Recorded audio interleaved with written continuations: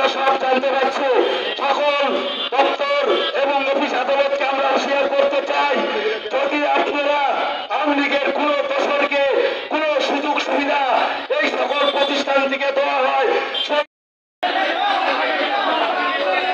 এই সব অবিচারদের বিরুদ্ধে আমরা অ্যাকশনে যাব।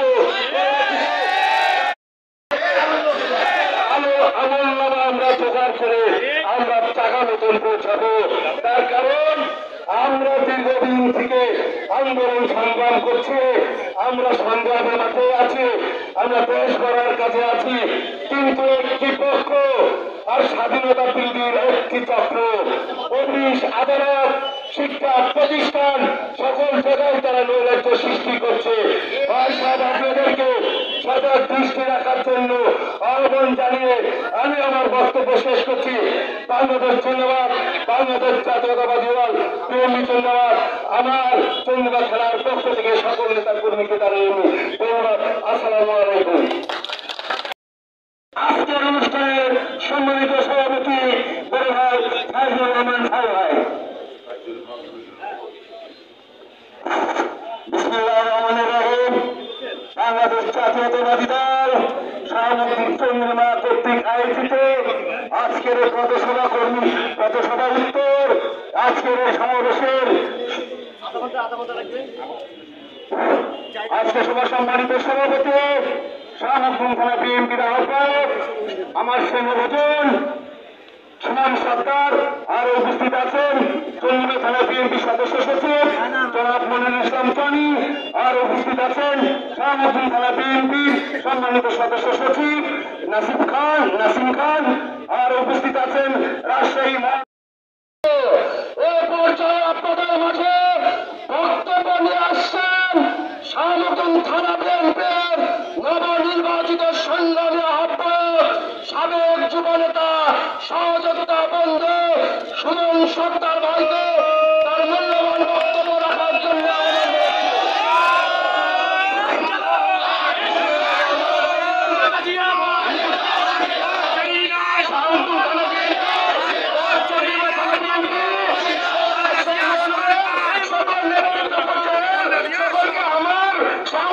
বিএনপির পক্ষ থেকে অভিনন্দনের শুভেচ্ছা।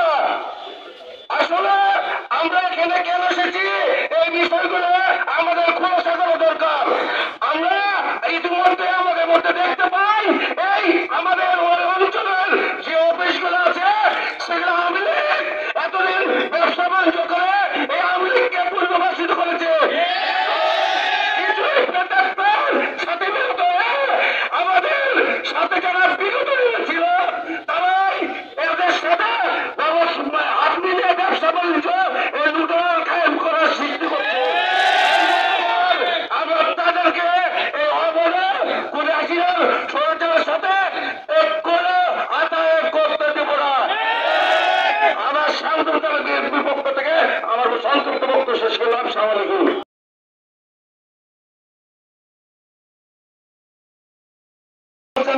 আমি আমার বক্তব্য শেষ করলাম।